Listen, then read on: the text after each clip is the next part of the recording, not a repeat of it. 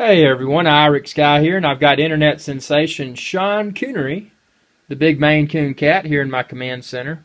Irix Guy's control center, or control room, I should say, or maybe just control corner, or maybe control corner for the Maine Coon cat that likes to hang around in this corner. Anyway, whatever the case may be, I want to talk about the Mac Pro, the new Mac Pro that Apple was kind enough to unveil more details surrounding today, and why I've gone with the Haswell 27-inch iMac instead of the new Mac Pro. Now, this is my command center right here, and you can see it's quite impressive. I've got two of those Vantex HX4s. Each one can contain a total of 16 terabytes. That's 4x4 terabyte drives. And that's really nice because I got redundancy. I've got the primary and then the backup, which I've not yet populated.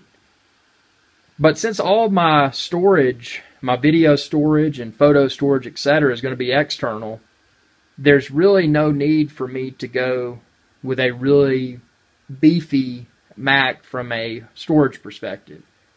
So, you know, that put me on the fence.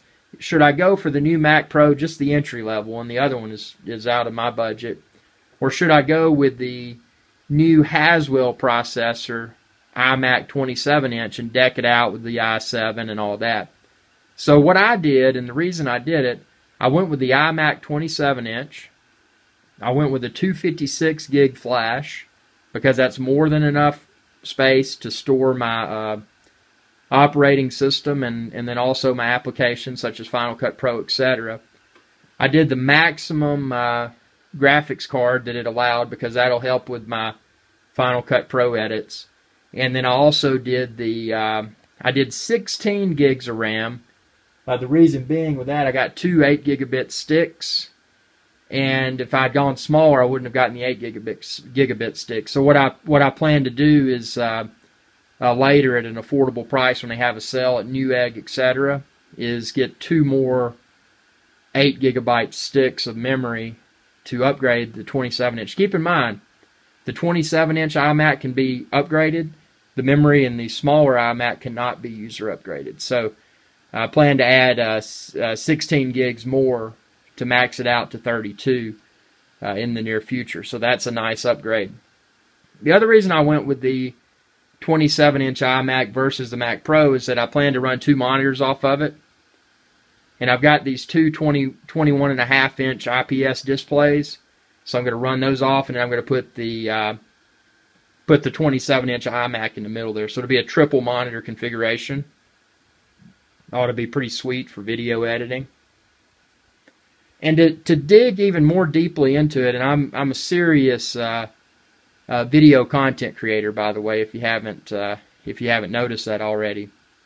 But to dig even more deeply into it, the other reasons that I went with iMac versus Mac Pro is the cost of memory. The Mac Pro uses ECC memory, which even on sale is more expensive than the lesser expensive memory that you can get for the iMac. So that's an advantage. The other advantage is that, well, I get that beautiful 27-inch LED backlit display. So, you know, now I'm running and sure, I could connect more displays to the Mac Pro than I can the iMac, but who really needs more than 3 monitors? Because I'm going to have the 27-inch monitor on the iMac, and then these two 21.5-inch IPS displays, which are just LED backlit displays, just as good a quality as an iMac display on each side of it. I mean, I don't really need more than that. And the other thing is that with this being the first release of this new iMac, I'm not sure, I mean, and trust me, I love Apple products, but it may be better to see how the launch of this Mac Pro goes first, how people perceive it, and what their complaints are as far as areas for improvement.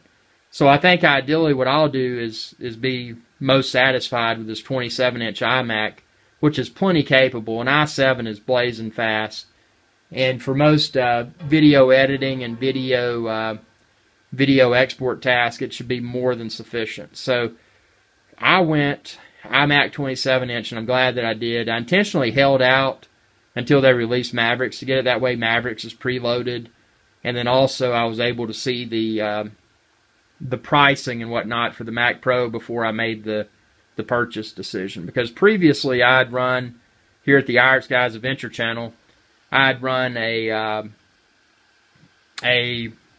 iMac 27-inch late 2009 model, and that one got me along all the way until 2013, which it is now. So that was really cool, and I hope to get the same amount of life out of this new iMac, and that's the best thing about them. I mean, it's sure Apple hardware is more than PC, costs more than buying a Windows PC, but the OS, Mac OS 10, just makes things so much better for video editing and photography, etc. So I couldn't be happier, and I'm super stoked to really upgrade this studio and take Irish Guys Adventure channel to the next level from a video content creation perspective, and I'm confident this will do it. So stay tuned. If you're on the fence, Mac Pro versus iMac, I hope that I brought up some good points in here. And if you have any questions, let me know. One other thing in closing that I did want to bring up is that the Mac Pro does have obvious advantages. That's a Xeon processor versus an i7. It also has more Thunderbolt ports. It has a support for 4K displays. So it's really something that in the future, those expandability options are really going to trump the more consumer level iMac versus what I would call the prosumer Mac Pro.